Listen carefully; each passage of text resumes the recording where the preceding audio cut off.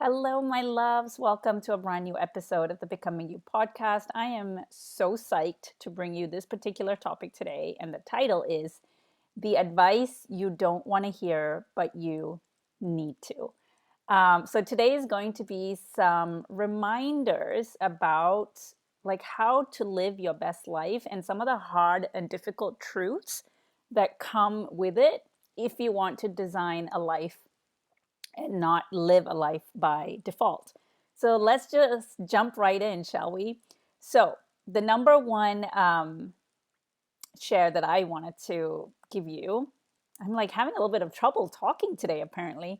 So, number one, you are never going to feel ready. This is a piece of advice that I need to hear over and over and over again, and I've gotten very used to it now, especially when you're running your own business. You never feel ready to do anything. When you're starting your business, you don't feel ready. You don't feel like you're qualified enough. You don't feel like you know enough about building a business. And the thing is, this feeling feels so real because I'm surrounded by men in my community that tend to run a lot of businesses. So my grandfathers both ran their own businesses. My uncles, even my own husband has a side hustle that he runs with his one of his family members. And when I think about businesses, the earliest memory that I have is of men doing it. And I don't know how I picked up this belief that men are really good at running businesses and running successful businesses, and they have the knowledge and the wisdom and the intuitive knowledge to build successful businesses. But as a woman, like I struggle.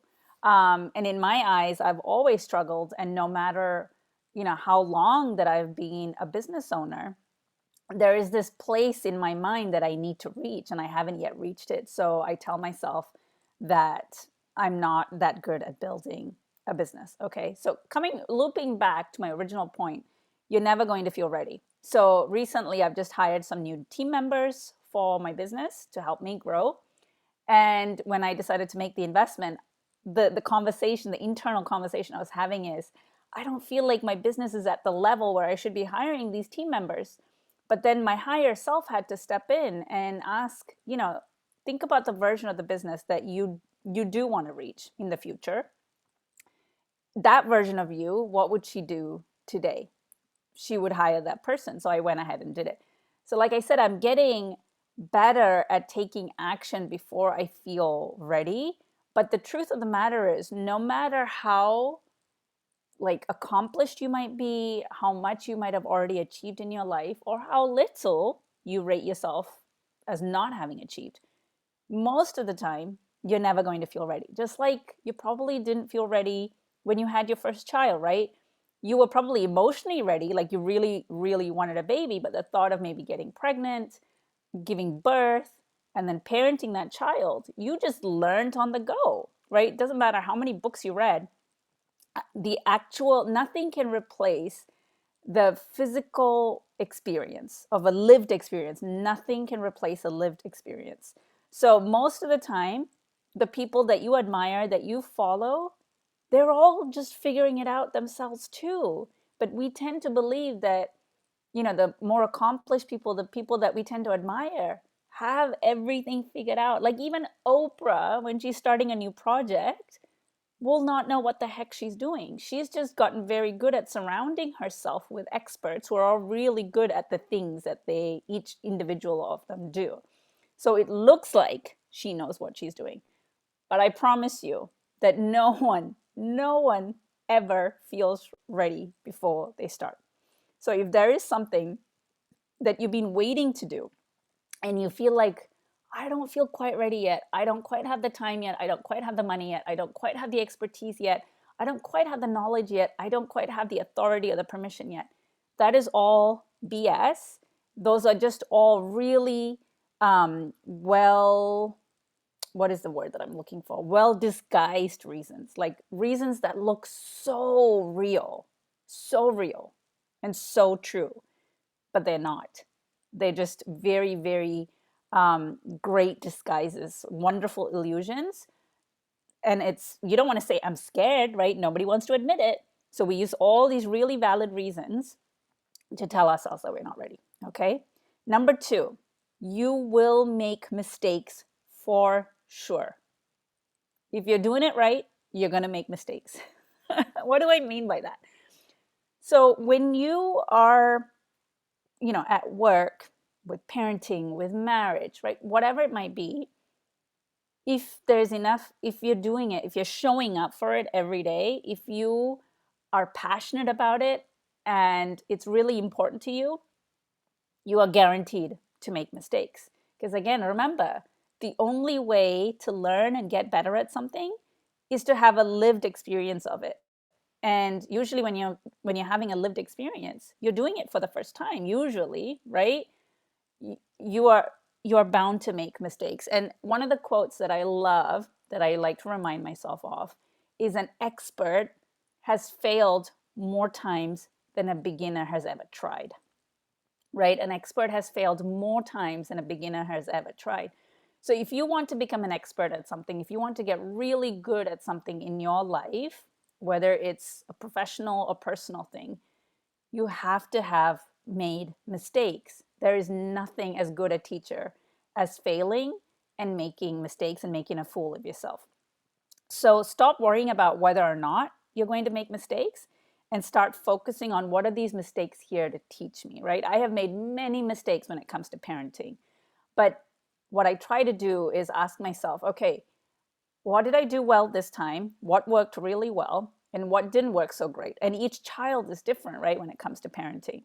And so I try to file that away in my memory box so that the next time this similar situation comes up, I can draw from the mistakes that I made last time.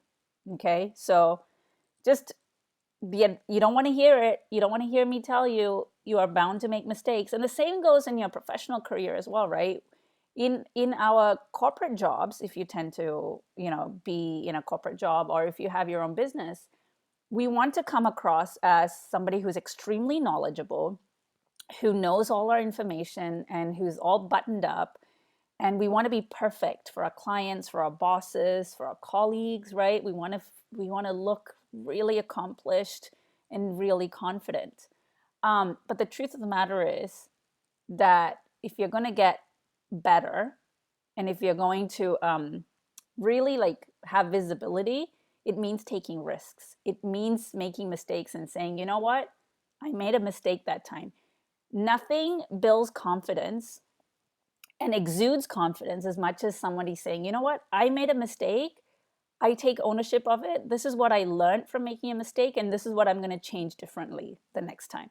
Imagine your child came to you and said that, Mom, I did this at school. I messed up.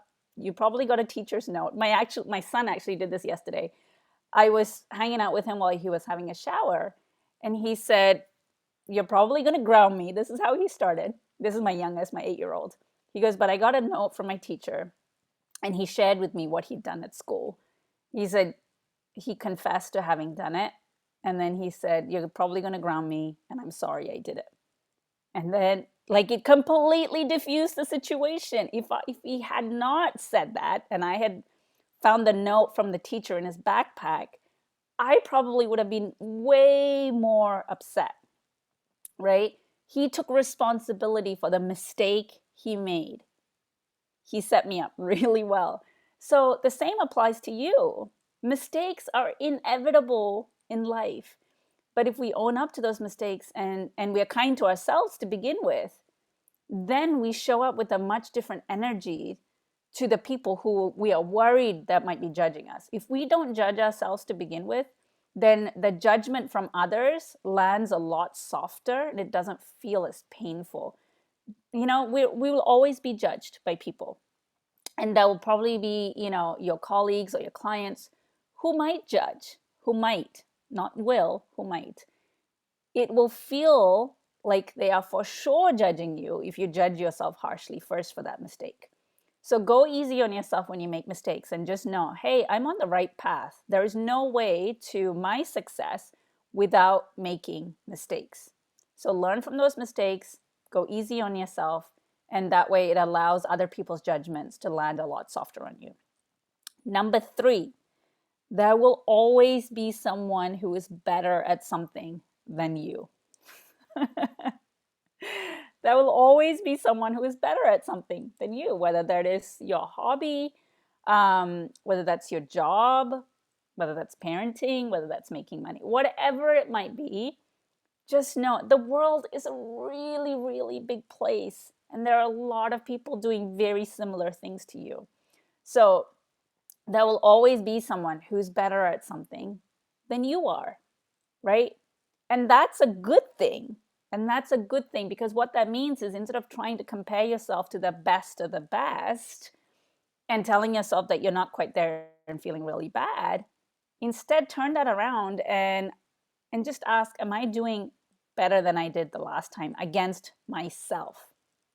Right? This seems like such a cop out when I first heard it, because I was like, I'm going to be the best, and I'm going to compare myself to the person that I deem best in whatever industry or whatever the job that I'm doing, right? And it was such a futile, exhausting, depleting activity to always compare yourself to the best and then feel really down because you're so far away from where they are. Instead, when I started saying, success to me is doing better than I did yesterday, or success to me is taking one more step. Success to me is showing up and taking one piece of action that I was terrified to do.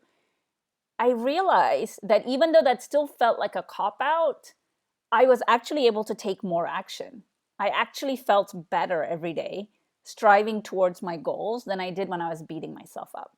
So, I've talked about my endurance event 29029 at length. If this is the first time you're ever listening to my podcast, go back and listen to my podcast episodes on the lessons I learned from my endurance event 29029. And I think there are two parts to it. And I think part one is where I talk about my lessons, and part two is about like the manifesting stuff. And in that one, in the endurance event, there was so many people who were fitter than me, who were like, triathlon people. There were, what do they call it? Like iron something. I forget. But there were all these people that just did these incredible Ironman events. That's it. There were people who had done Ironman previously, and they were showing up to 29029. I had never run a 5K in my life. I hate running. I am not a fitness person. So I kept comparing myself to the fittest people that were on this mountain, and I felt like ridiculous. I felt like such a failure. And then I remember one of the coaches, they had about 5 coaches at that event. They were like, just stop looking at what other people are doing and look at your own 2 feet on the ground. Can you take one more step? Can you take one more step? Can you take one more step? And when I had that mindset shift, the race became a lot less tougher, because I was only competing against myself and my inner demons, instead of my inner demons plus like trying to compare myself to other people, right? And then I'm happy to report, spoiler, that I did complete that event, which I thought was an impossibility. And because of that attitude shift of I only have to do better, which is one step forward, one step forward. Can I take one more step forward? That's all I was thinking about. Anytime my mind wandered and said, oh my God, so many people have already finished, I had to rein it back in. One more step, chip away, chip away, chip away. So there will always be someone who's better at you at something. So stop comparing yourself and do better than you did yesterday, okay? Number 4, the harsh reality is that people don't care about you as much as you think they do. And that's a good thing. People do not care about you, okay? What do I mean by that? We spend so much time and energy worrying about what others think of us, right? Like, what does my boss think of me? Should I have said that? Should I have worn this? When we go to social events and we're not dressed up to par, right? We're judging ourselves. We spend so much time worrying about what others think of us. What is the perception that they have of us? Do they think I'm confident? Do they think that I'm a fake? Do they think I belong here? Do they not? Should I have said this? Should I have said that? We spend so much time worrying about wanting to manipulate other people's impression of us. And here's the thing, they don't actually care that much. And that should relieve the pressure off. The reason that we spend so much time and energy worrying about what others will think of us is because we are focused on us, right? No one thinks about you as much as we think about ourselves. No one spends time thinking about you and worrying about you as much as you think about you, which makes sense, right? Because we live in our own heads, we live in our own world. So we think everything is about us. And most of the time, it's never about us. If someone is mean to you, right? Let's say, like you're in the checkout counter at the grocery store and the checkout person is kind of harsh, didn't really make eye contact with you, and let's just say they were just plain outright rude, right? We make it all about ourselves. Like, how dare they? They're so mean to me. They made my day like really bad, whatever, right? I guarantee you that person was in their head thinking about all the bills that they need to pay, how much they hate that job, how much they don't want to be there, right? Maybe they have a kid that's sick. Like that could be any million number of things that could be going on in that person's life. And they're not thinking about being mean to you for the sake of being mean to you. They're just having a really hard time, a hard life, hard moment, and they projected it onto you, right? But we take that upon ourselves and we make it mean things about ourselves, right? This was maybe not the best example, but let's say there was a presentation at work and you think you didn't do a great job, and you take every look, every word that your client or your manager has said and twist it. You don't feel like you're twisting it, but you take every look, every word, every response and make it mean like you did a terrible job, right? But the minute that meeting is over, those people have already moved on to the next thing. They're already thinking about their to-do list, their pressures in life, and all the things that they need to get to. And they're not sitting there festering and worrying about what a horrendous job you did presenting, right? That is not what is going through their mind. They've already moved on. But yet you will probably spend the rest of the day worrying about what a terrible job that you did, right? So take this as a reminder, like nobody cares as much about you. They don't spend time as much time thinking about how awful you are as you think about how awful you are. So give yourself a break, be kinder to yourself, and just know that once that party is over, once that event is over, nobody's even going to be thinking about you. And that's a wonderful thing, okay? Everyone is equally focused on themselves. Number 5, don't rely on motivation to get you through anything. Motivation is unreliable, it comes and goes. Instead, rely on consistency, okay? Even on the days you don't feel like doing things. Like today, I did not feel like showing up and recording this podcast, but I made a commitment to be consistent. And so I showed up to record this podcast because I know that you guys look forward to it every week to listen to it. And I told myself, and keeping my word to myself is really, really important because that's one of the ways we build self-trust. So if you told yourself you're going to work out today, 3 days a week or 5 days a week, then do it. Don't not do it because you don't feel like it, because that's a motivation thing, right?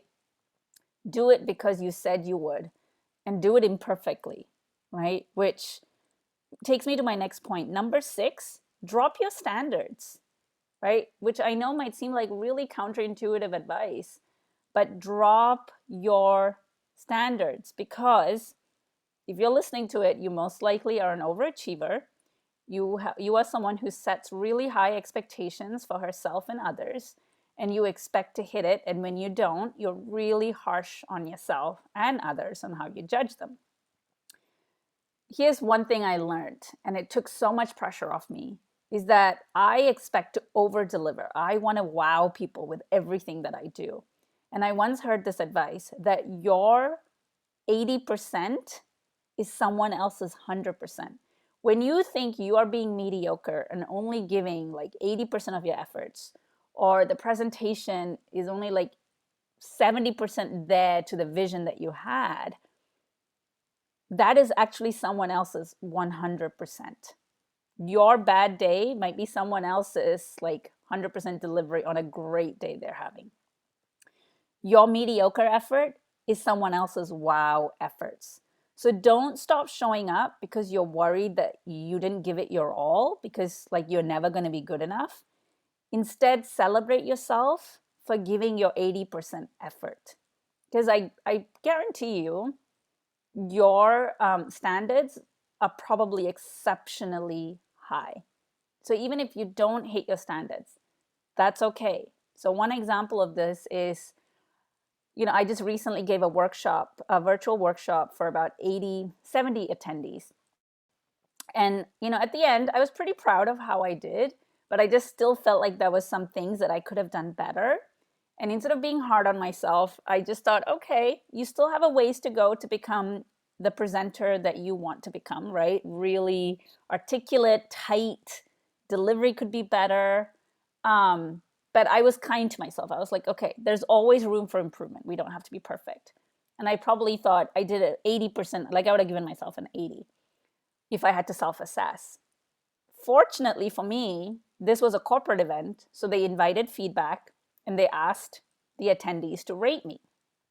And out of all the people who took the survey, there were 3 categories they rated me on. One was like, I think, general delivery. One was like the impact that it made and whether they would recommend me or not to other people. And out of those 3 categories, I got 100% on 2 out of the 3 categories. In the third category, I got a 98%. I was blown away. I never would have rated myself at 100%, right? No way would I give myself 100 ever. Even if it was the most perfect speech I'd ever given, I never would ever rate myself 100, which goes to show you something, right? But that reiterates my point of like, when you think you are delivering your 80%, the people receiving it are usually, it's way more than that, right? It's probably at 100 or a 98 or a 95. So drop your standards. Okay, number 7. The only way to not upset someone or a lot of someone's is to not speak, to not have an opinion, and to not express yourself. So basically, to make yourself mute. That is the only way that you can go through life without upsetting anyone. Once you have an opinion on something, once you used to activate your voice, once you do something to express your beingness, the chances are that you will definitely offend someone, upset someone along the way. That is the nature of life.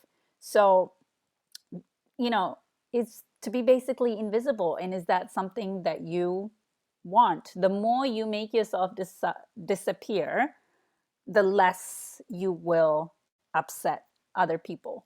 Um, so I wanted to share a couple of examples of how this happens. So I read a book recently. It was like I think it was, oh, that was it.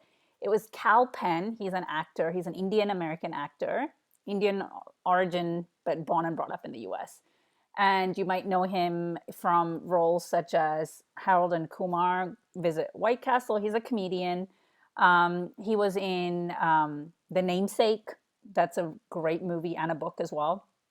And his actual name is Kalpan Suresh Modi. Okay. But he really wanted to become an actor. And he realized that he wasn't getting any callbacks from auditions when he sent in his full, like, Kalpan Modi, right, as the actor's name. So then he had to change it to Cal Penn. He literally broke up his first name to his first and last name.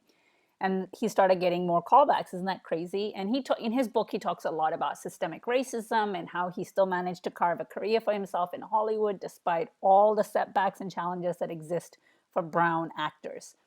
And it was an amazing memoir. I really enjoyed reading his book. He also served under Obama's administration in the White House. And he also happens to be gay. And he doesn't talk about that in his book, about how he came out. He has a relationship with a white American man. And they've been together for almost 11 years. And he barely mentions that in the book. He doesn't go into depth in any of the chapters. And I was curious reading the book, and I was like, wow, not only did he decide to become an actor, he's also gay, which, I'm sure that in itself can take up an entire book, you know, and I would be interested in reading that story. I remember thinking that to myself as I read the book. And then there's this online software called Goodreads, or website, I should say, where I've been tracking all the books that I've been reading this year, because I want to look back at the end of the year and look at how many books I've managed to read, right? And Goodreads, you can track what you're reading, but you can also put in reviews for books. It's a huge, like a review site as well. And so, I mean, I got curious about what people had said about the book. And there were so many people criticizing him for not sharing his coming out story. And what does it mean to be a brown gay actor in Hollywood? How did that affect his life, right? People were so angry at him. And that really took me back, because I was like, the amount of courage that it takes, first of all, to write a book and put yourself out there for all your personal baggage to be judged and seen by other people, right? And then for people to have the audacity to criticize your work, right? Your book. And it's a book about your own life. Like, if you're not interested in it, don't read it. And then how can you criticize me for writing about my own story, right? And he had he has a voice, and he chose to express that through storytelling, which I think is such a courageous thing to do. And then to be subjected to people criticizing, saying, how dare you ignore this part of you, right? If he had chosen not to write that story for fear of being judged, then imagine how many others he would not have helped, right? That reading that book brought me so much joy. It has inspired me, it has motivated me, it has shown me a different way to think and live. And if he had allowed the fear of what other people will say about my book, then he wouldn't have, like, that light would have been shut out. So people will always, there will be people who disagree with you. There will be people who criticize you. No matter what you do, there will be people that are unhappy with you. You cannot please everyone. So going back to my original point, the only way to please everyone is to mute yourself and to become invisible. Then that's the only way that you will not upset people, okay? And that is a choice you have, and you can choose to pick that option, which I sincerely hope you don't. And then my final tip, not tip, but the final piece of advice that you don't want to hear but you need to hear, is that hard feelings need to be felt before they can be fixed. And I have truly been living it this week. um, Most of us, when we come up against feelings that don't feel good, right? Any feeling where we're not feeling good, we're not feeling joyful, we're not feeling happy, we're not feeling content, we're not feeling calm, we're not feeling peaceful. Anything that's the opposite of all of that, we immediately want to fix. We want to find the problem and we want to fix it, right?